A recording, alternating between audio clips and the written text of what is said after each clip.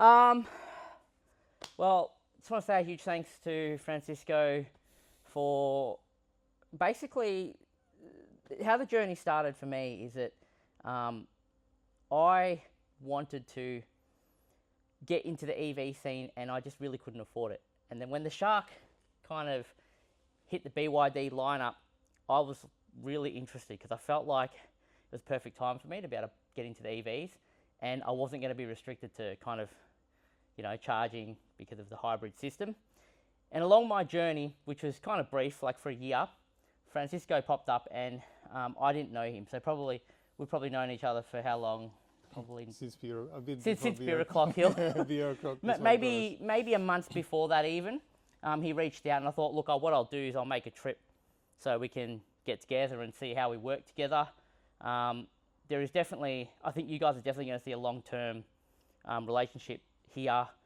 There's a lot of things that he's doing, there's a lot of things that I'm doing that I feel like we're going to work well together going forward. So some of you probably have never heard about the things we've been doing. Some of you might have been following for a long time, and you probably have a good idea kind of where I'm at in my journey with the BYD Shark and potentially the Denzas in the future.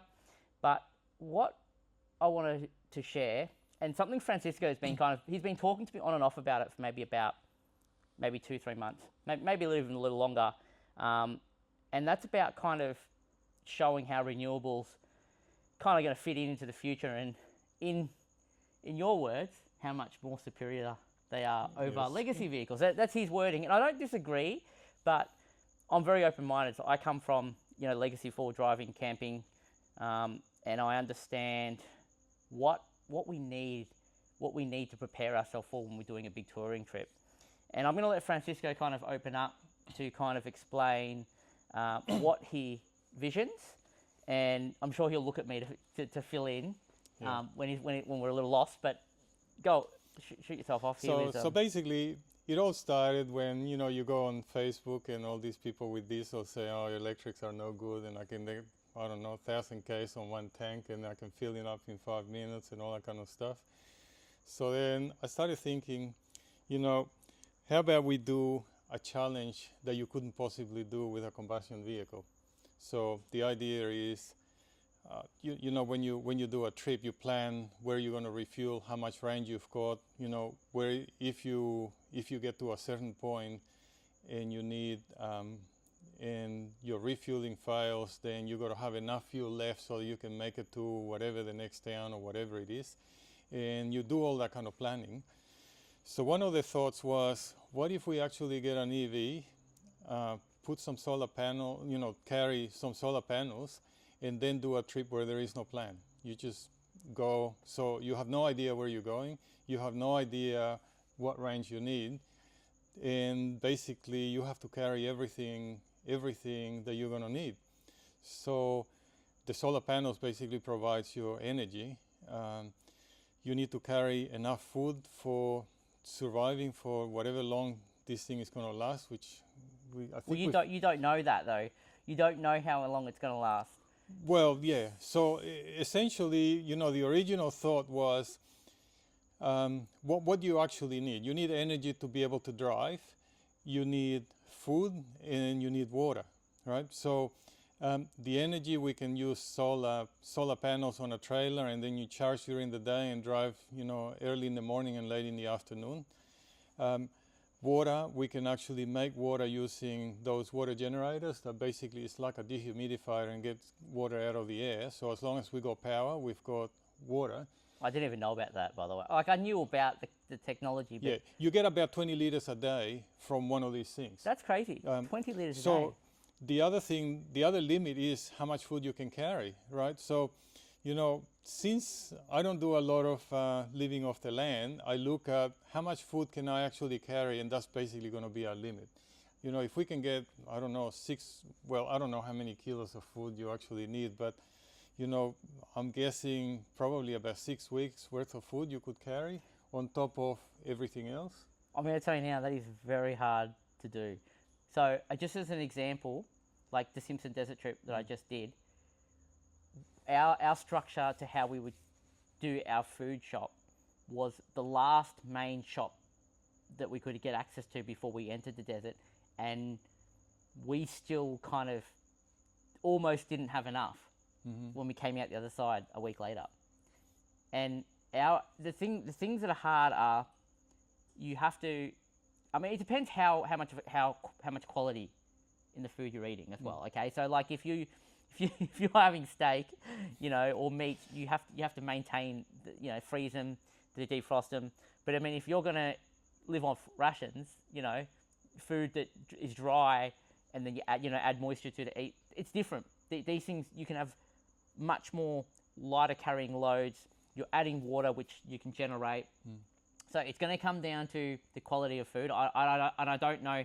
I think if I'm looking at your keynotes from earlier, it's like, so there's not going to be a set of rules, but it's going to be multiple teams. So it might be, Francisco says he's not coming to do this, which I don't understand how that's going to work. I think you're going to have to come. Yes. Because why he has to come is because when the inverters or something doesn't work, I don't know how to fix them. I'm probably going to have to come. He's going to be our engineer, okay, electrical engineers. But what I'm more trying to say is, when you build your teams, right, your teams are going to decide how they're going to eat. I presume we're not going to set rules. It's going to be like, the idea is you've got to go as long as you can. You set up how you're going to set up your vehicle, whichever way you want, right? The only things that is going to be provided is a way to generate water. We're going to collect power from solar. I also read that that it wasn't a good idea to drive at night, but that's not actually true. In the like this is a desert, for example, I found nighttime driving was the best. It's more wildlife, but you're not traveling fast. Yeah. Now, the other thing is that you don't actually have to drive at night all the time, because there is a time from about maybe 7 o'clock to about maybe 4 o'clock when trying to collect any more energy outside of that time, you get so little that it's not worth it. So you might as well drive during that time. Are we talking evening? Yeah. So from 4 o'clock? Yeah. So for example, you could actually start driving from, I don't know, maybe I don't know, 4 o'clock in the morning where there's already starting to have some light. You drive until maybe, I don't know, 6:30 or 7 o'clock, when the sun starts to get strong enough that it's worthwhile to deploy the solar. Then you put out all the solar, then you do, I don't exactly know what. And then maybe around about 4 o'clock or 3 o'clock, or whenever you think that the generation is getting low and it's not worth, then you can just pack up and then keep going. And then, I'm just thinking about the workload to pack the solar panels, unpack the solar panels, connect to each panel. Like, what was it, 60 panels? Something about, my guess is about 20 kilowatts of solar. Yeah, so 20 kilowatts of solar, I think, will give you about 100 kilowatt hours.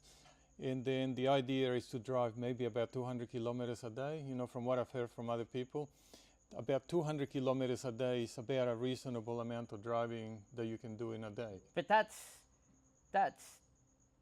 for each car, though. Yeah, so each car is going to have 20 kilowatt generation. Wow. So, I've actually worked it out. I reckon you can probably set it all up in about half an hour and pack it all back up in half an hour. So, well, I just want to get more fit, guys, so... there is a guy, you've probably seen on some of my videos, there is a guy that actually put a Dolphin battery into a Jayco Caravan and with a 8 kilowatt inverter, and he got, I think, 3 kilowatts of solar flexible panels. So I did set him up once to measure, and it doesn't actually take very long. Okay. I remember you talking about it. I haven't seen it in person. I've seen the video. But look, I've known Francisco long enough to actually now know that he wouldn't come up with this type of plan unless the math made sense, the science makes sense. So obviously that's going to make sense. I'm not doubting that. But what I do doubt is unloading and loading, electrical failures, and food management. I think you've got water covered. I mean, I assume you just chuck the generator out, turn it on, it just generates water.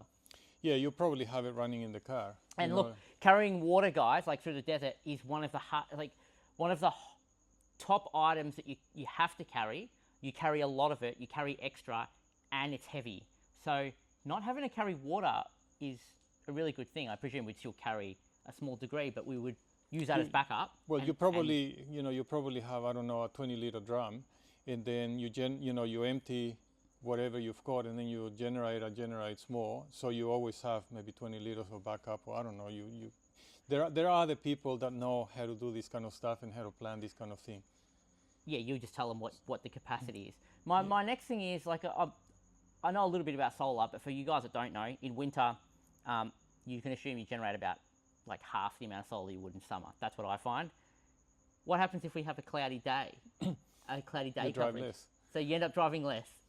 Well, look, there's several options, and a lot of it will depend on the vehicles. I have the feeling that 200 kilowatt hours is going to be more than what you will need to drive 200 kilometers in a day. So there is a pretty good chance that we might not actually need to charge for the entire day. So even on a cloudy day, you might end up, maybe instead of 100 kilowatt hours of generation, you might only get, I don't know, 40. So, that day you might only do 150 Ks. Okay. All right. So I guess what we've got to figure out is we need people, we need teams. So this the roll call is to kind of find people that might be interested in this. We're not just going to limit it to the shark. We're actually thinking we could potentially limit where, like, the type of places we can go. It's going to be off-road, but the type of off-road where you need just a little bit of clearance and probably all-terrain tires. And so something like an EV9 probably would be able to do that. Maybe an EV9 with off-road tires and maybe a little bit of a lift, I think. But you will definitely need an all-wheel drive vehicle. Now, the thing is that the Shark is actually really good from the point of view of ground clearance, off-road capabilities. The biggest disadvantage, ironically, is that it's got a petrol engine. That we have to carry. Yeah, and that's going to be pretty useless for the entire trip. I mean, I don't even know if it's, like you might be able to fill up the tank, but basically that's going to be pretty useless once it runs out. Once the fuel runs out, your exhaust, fuel tank, and petrol engine and generator and all that is basically dead weight. That we're carrying, that we're using energy to move. Yes. So there might be other vehicles that might be more suitable in terms of battery capacity, because in the case of the Shark, the battery is too small, so we'll need to have an extra battery on the trailer. So the Shark will probably have to tow a trailer with an extender battery plus the solar, plus whatever, probably a little bit of a shade or tent or I don't know, some structure so that we're not in the sun all day. You can tell he doesn't camp. But I mean, the thing is that you're going to have to spend maybe six or 7 hours during the day waiting for the thing to charge. So you want to have a shade and Rest. Yeah.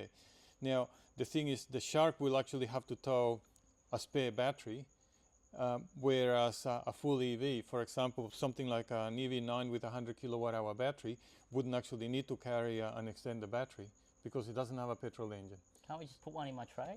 Yeah, but I mean, you're going to have other stuff in the tray. You're going to have the food. You probably want to have steak, right? So we're going to need a fridge. I want to win. I won't eat steak if we win. I'm happy to not eat steak if we can win. I'll play to win, guys. Look, the thing is that I think I see the biggest limit is how much food we can carry. And Yeah.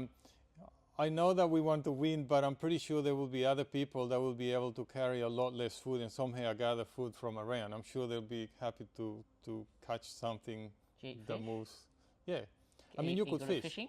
Yeah, I don't know how to do No, fishing, and we will eat fish. But the thing is that if we happen to get past a lake or something where you can actually fish and you catch some fish, then obviously you have fish. But you also probably need veggies.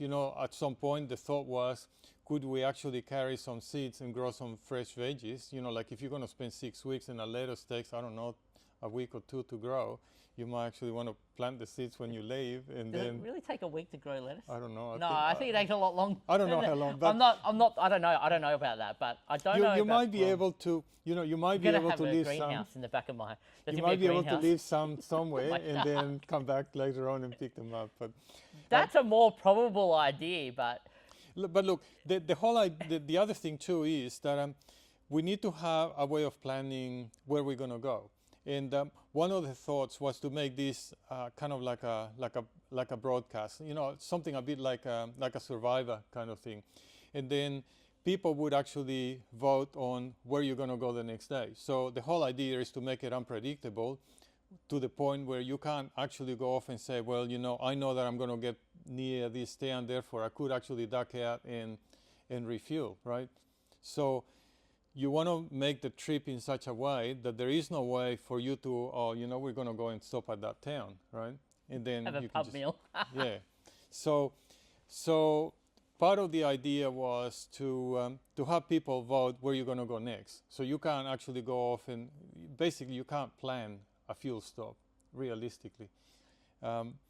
So the other thing, the other thought that we had was that rather than driving around in circles in the desert, it might be possible for actually to actually have an aim of doing something. Maybe you want to go to some, I don't know, some remote Aboriginal, who knows what.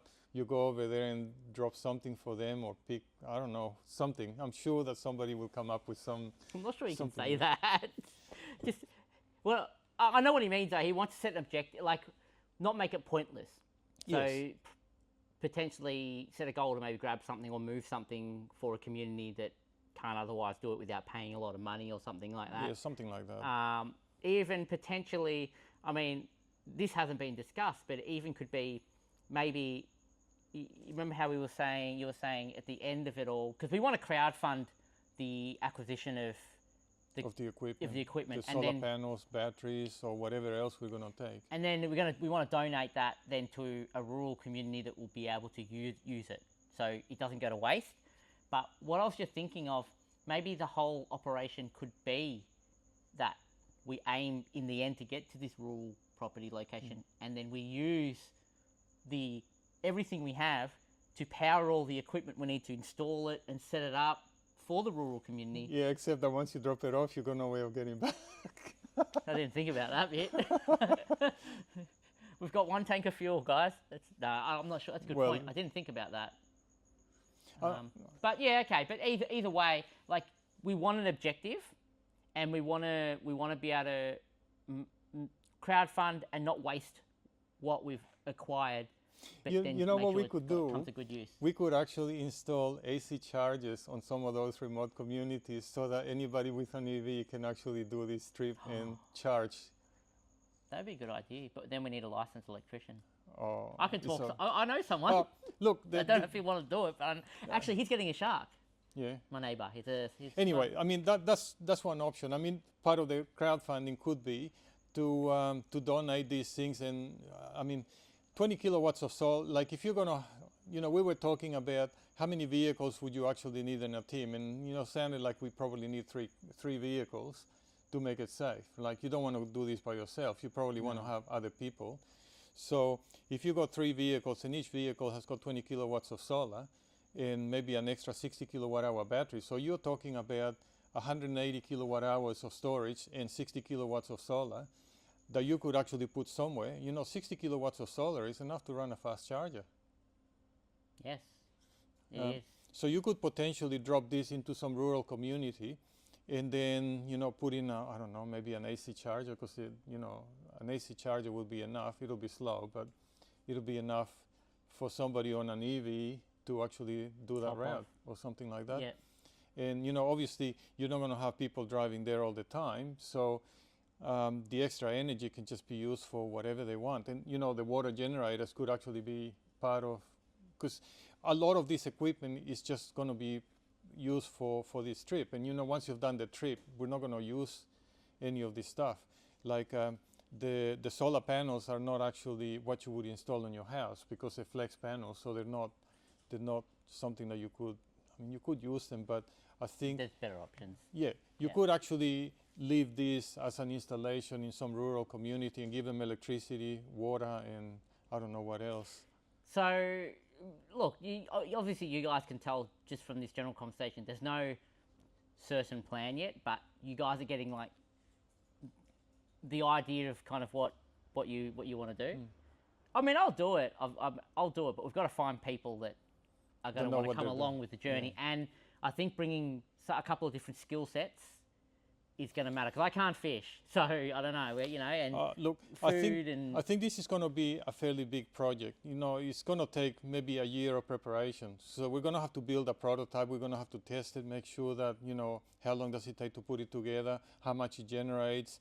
We're probably going to have to get a shark or some other vehicle and then drive it on those conditions and have a look. Okay, how much does it consume for to do 200 kilometers? We're going to have to design all of that stuff. We're going to have people that know how to do this kind of trip and not die, right? So safety is one of those things that I don't know how to organize that. As long as you have water, like the biggest thing with any type of remote trip, it's always water, because we've got a way to call for help if things are not working. Yeah, out. but I mean, we need to have people that already know how to do this. You know, like I wouldn't know how to call for help, right? I've never done a trip like this. It's got Starlink, guys.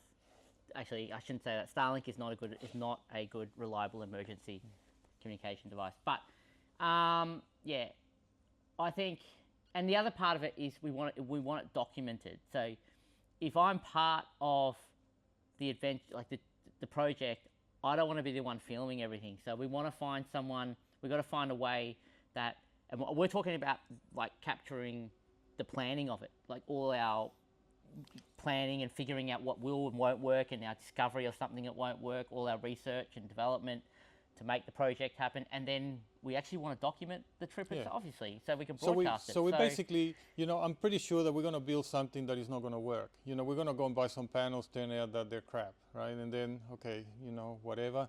Then we get different panels, we assemble them, we find that, I don't know, maybe they're too easy to break, or you need to frame, or you need to whatever. All of this stuff is going to be something that we are actually going to have to do. And I think all of this should be videoed, and, you know, it could be like a mini series or something, I don't know, something like you know, all the way from the planning to the actual trip. You know, the planning is probably going to be more than the actual trip. You know, the trip is basically, you know, ultimately the first aim of this is really to show that you can do better than a combustion vehicle. So, you know, in terms of to prove the point, all we would have to do is get somebody on a diesel vehicle, say this is the challenge, and then drive until they run out of fuel, and then go for another day or two and then call it quits. But I'm pretty sure that somebody's going to want to push the limits and go further, maybe get a Guinness record, or who knows. But, you know,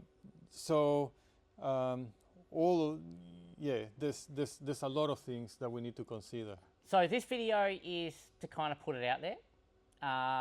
If you know a media agency that might want to get involved in a project like this, if you might have a vehicle, or you know someone that might want to do a project like this and be part of the race, or even if you've got some ideas or some suggestions to how, you know, something we could put as a target, then I invite you to chuck it in the comments below. I will put an email address in the bottom of this for people that want to actually directly contact, potentially to discuss. The thing is with this, exactly what Francisco was saying, it's going to take a lot of planning. And before we even start to consider preparing for it, we've got to figure out how it's going to roll out, because we really don't know. We've actually changed how we thought it was going to be quite a few times since we first spoke. Where did you even get the idea from? I think it was all to do with, you know, people saying, oh, I can do 1,000 Ks on my diesel, blah, blah, blah. And then they thought, well, you know, you can only go as far as your fuel supply, right? Once the fuel supply is cut off, you basically go scrap metal. It's pretty useless, really. So, you know how we're all talking about we only got 2.5 weeks of fuel in the country. So this would basically show, essentially this would show that if our fuel supply would get cut off, anybody with an EV would have no problems at all. Anything that drives on electric would be powered by solar. You could keep driving, you could keep doing deliveries, you could keep doing whatever. I mean, you look at the Ukrainians bombing the Russian, you know, oil refineries and whatever, and now people can't go anywhere because there isn't fuel, you know? Yeah. I mean, that's a special case, but you can actually see how dependent you are on the fuel supply, and the fuel supply is coming from overseas. So I understand that aspect of it, but I still think energy is scarce. EV charging is still hard I mean, to get. at the moment, yeah, if you want to drive in, to some rural area, yeah, driving on EV is probably not very good. But the thing is that is the same as fuel stations, like petrol stations were not there when petrol cars started. Like I remember when I first got my EV in about 2020, I could not drive from here to Gympie on my EV. There wasn't, or it was pushing it. Like I could sort of barely make it, but I couldn't drive to see. Can't remember, but there were. I couldn't actually drive from here to Gympie or to Towns, or maybe it was Cairns. Can't remember, but I couldn't do that trip because there weren't enough charges. Now I can get there without even looking at the map, and then just get in the car and drive, and I'm sure that there will be some charges halfway in the middle. So it's really only a matter of time, as more, I mean, whoever installs a charger is doing it to make money, right? So if they see that there's enough people buying charging, then they will put more charges. So nobody's going to go and install a charger in the middle of nowhere if they know that nobody's going to go there. It's a good point. I should So think about that is the reason why you logic. don't have chargers in rural areas, because somebody that is going to install a charger to make money is not going to get a good return because there aren't enough EVs going there yet. It's funny you say that. I remember when I was planning for my Simpson trip this year, there's actually quite a few places that actually have chargers. They actually advertise they have chargers, but it's one of those. It's not one of those like permanent structural ones. You have to go into like a workshop, and they have a charger installed inside that you can use. So it is becoming like more of a thing, and I think it's going to get to a point, and then just boom. Like there'll be a point where it kind of just tapers along, and then suddenly everyone's going to start having chargers available in different locations. Probably for exactly what you said. I mean, that's the reason. If you look at the chargers that are being installed now, I'm very certain that the people installing those chargers are looking at the sales and how many cars there are, and what's the likelihood that we can actually get people to use their chargers. So they're installing more just because there are more customers. So that's how it works. Yeah. But the reality is, and this is something that not many people talk about. When EVs were first starting, there was no charging infrastructure, but you could still drive one because you can plug it in at home and charge it. At that time, they didn't have very big batteries.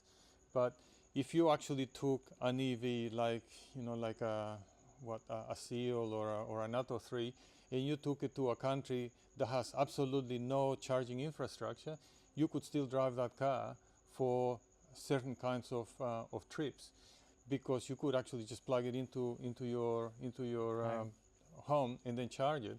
It gives you 400 kilometers of range. So if your trip was only 100 kilometers a day, you could easily use that car in a place that has got zero charging infrastructure.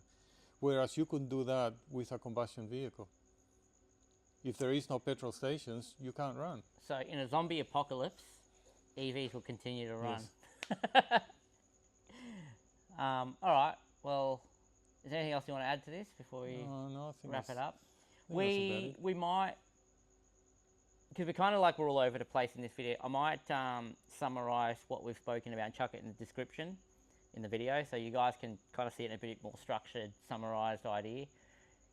And if we actually formulate some plan, we'll do another video and actually structure that properly. But for now, this is just an open thought, what we would like to do. So we want crazy people to have a go. We want crazy people to have a go. So if you're crazy, you want to be part of something cool, we probably will set a new World Guinness record. We got to figure that aspect of it out. I don't think anybody's ever tried this. Well, because well, the thing is that it's only now that the technology is getting cheap enough that you can realistically do this. How do you sleep? Do you easily get uncomfortable? What do you mean? Well, if you needed to sleep here, for a week, and you just had like a flat, mattress, thin mattress, would you survive? Yeah, I wouldn't have any. I mean, I couldn't sleep in the car. No, I understand that. You could have. I'm just asking because some people, they after like a week on like a thin mattress, they can't deal with it. Oh no, I wouldn't have any. I wouldn't have any problems with that. Could be interesting. Could be interesting doing a big long EV tour trip with Francisco. Well, you know, there's just so many things that you never think about. Like if you're going to go for that long, you're going to start thinking about, well, you're going to have to take a shower sooner or later, isn't it? You're going to have to wash clothes. And you're going to have to, so, you know, it's just so much stuff that you need to think for a trip like this that you normally don't think about. You know, we need people that have experience dealing with all that stuff. I mean, like for me, I'm very familiar with driving, and that's why I like EVs because you can run climate inside and everything while it's, you know, technically on, but it's off. Doesn't really hurt it. But like for me, I'll live out the car. I'll have friends where I drop in just for a shower and catch up. I might in a week, like if I've gone for like 2 weeks driving on the road and I'm sleeping in the car, I'll just plan like a cheap Airbnb every like 3 or 4 days and structure my planning that way. That's just what I do, and it works fine for me. The thing is, and why I'm actually interested in the Denza is actually because the wagon setup will be such a great like road traveling car. You should be able to remove the rear seats and then you can put a bed inside. Did you see my setup in the adventure I had? No, but I did take the rear seats out of the Pajero once, and you can basically put It's great. Like you could sleep in that platform, Yeah. couldn't you? Yeah. And it's really good. Like you don't realize how nice climate control is in a car if you're sleeping in your car and traveling until you have it. Trust me. And Queensland, I hate the humidity here. Yeah, I think the climate in that is so great. Like we were working out of that. It was 40 degrees today here, and we were working out of that while we were doing some work. Francisco was in the passenger seat, I was in the driver's seat, and we just had the aircon running. And every time we had to turn the car off to flash the car, the temperature just skyrocketed. So, but anyway, EVs are the future. I probably look. It's one of those things you have to try. You don't actually understand. Like you just need to put all the things about needing to charge and range and anxiety and put that all away. Just get an EV, and you will instantly realise within the first month how good it is. The first 2 weeks, I find people are just confusing about how chargers work and when to charge, and they're just panicking. But I've found feedback from a lot of people once they get an EV, charging just doesn't become a thing even in their mind anymore because they charge at home every night. The only time they ever think about charging is when they're going to do a really long trip, and that's it. Well, you know that my little IMF, I have done 25,000 Ks out of a 10 amp power point. Yeah, absolutely, it can be done. But for you wouldn't drive long distances every day. But 100 Ks a day, roughly. Okay. Almost. Well, in Melbourne, that's around the corner. No, but I mean that's like double the average drive. Yeah. You know, and the thing is that all I do is, I plug it in when I come here because I charge it from the solar, but I could do the same thing, you know, charge it at night. So I think the key really is get an EV and get somebody that has an EV to tell you what to do, so that you don't, because you don't drive an EV like you do a petrol car. You know, a petrol car, you basically fill it up, and then once it's nearly empty, then you go and put on petrol. The EV is not like that. You know, the EV, you get home and you plug it in. You don't worry whether it needs to charge or not. You just plug it in. And then, you know, you get to the point where you don't even look at how much range you've got, because you get at night, you plug it in, and then in the morning, it's basically full. You can just drive, and then you come back home, plug it back in again, and then it's almost like a car that never empties. And the thing that people think is, oh, what if I forget to plug in at night? A lot of people don't realise that you could actually, for some people, the way that they use cars as transportation, you could fully charge and just forget to plug in for 2 nights, and you would still be fine to the 3rd day. And the other thing is, what people don't realise is, in an event where maybe you might have had a problem, like maybe you were on your last 40% and you didn't get a charge that night and you're not sure, most EVs these days, you can pump like 100 kilometres into a car in like 20 minutes. Not even that. Not even that, yeah. It's depending on, obviously it's variations between models, but it's becoming faster, and finding a DC charger is not as hard as it once used to be. They're kind of just everywhere. And because charging has become faster, they become more readily available. I've been here actually charging every day almost that I've been here, only because we've been working on the software on this. We didn't want to run the petrol engine until we got to that logic. But I've been able to get around pretty much everywhere and always found a fast charger to use. And I only use 20 minutes and I'm pretty much to 80% in that car, and that's all I need. This is actually slow to charge. It is actually quite slow. At least the Denza's 100 kilowatts. They put 100, really? 111 kilowatt AC charging. Oh, okay. So, and that's good to see from BYD, because that's, look, not that I'm saying you would charge like at fast chargers, but the options there, like if, I don't know, maybe you never, like, yeah. Look, it's more to do, I look at it more from the point of view of if you've got a hybrid that charges, I don't know, 40 kilowatts, you kind of stay away. Well, you're kind of blocking the charger for, you know, like you get a kilowatt, a charger that can do 150 kilowatts and is charging at 30 kilowatts. It's kind of a bit of a waste. You know, it's kind of annoying if you get there and you find, like, sometimes you get to a charger and you see a shark. No, the shark is better. You know, the other ones are worse. Is the Outlanders, Febs, and there's some other hybrid that only charge at 15 kilowatts. So they plug in at 15 kilowatts on a 50 kilowatt charger, and they take an hour to get, I don't know, not much. But they're Febs. They're not. You're not really supposed. That's not its primary design. There isn't any charge at home. That's just kind of what they're designed for. Oh, they're a small battery, an overnight charge will pretty much fill it. Even a granny charger. If this car, if I get home like at like 6 o'clock and I put on the granny charger, and then I get up in the morning, I'm probably around about 70%. With C-Line 6, because it consumes less, you can actually charge a C-Line 6 hybrid from 25% to the lowest point all the way to 100% in 12 hours. It's very doable. So, and that's what the design of the FEV vehicles are. They're not a vehicle you're supposed to jump at chargers to. That might change as they make the range bigger and bigger in them, but for now, as Francisco said, I kind of agree. Like you kind of stay away from them, and they're not economically better. For example, you would need to get, this is an average, 45 cents per kilowatt hour or less to be better than petrol. If you have to, and most fast chargers in Queensland I've seen is about 60 cents per kilowatt hour plus. Down in Melbourne, you might get 45 to 50 cents. But if you're paying pretty much over that 40, 45 cents per kilowatt hour, it is actually cheaper to go put 91 octane into your fuel and drive around in the Shark. So that's just trying to give you guys a comparison as to why that concept is just better to stay away from public chargers and why you just charge when you come home. But yeah. Anyway. Cool. All right, well, we drifted off a little bit, but look forward to seeing some comments about this. And maybe there's something we didn't think about. So if there is something we didn't think about, or you've come up with an idea, feel free to chuck it in. We'll catch up and talk about this. Yeah, look, as I've talked to other people about this, somebody makes a suggestion and then you thought, oh yeah, that's probably a good idea. Yeah. Anyway, I'll catch you guys later.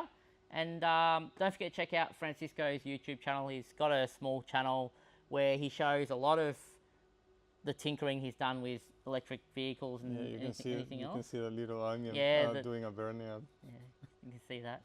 Actually, I did a drag race of the standard versus the modified. And I hope the modified one. Oh yeah, the modified just took off.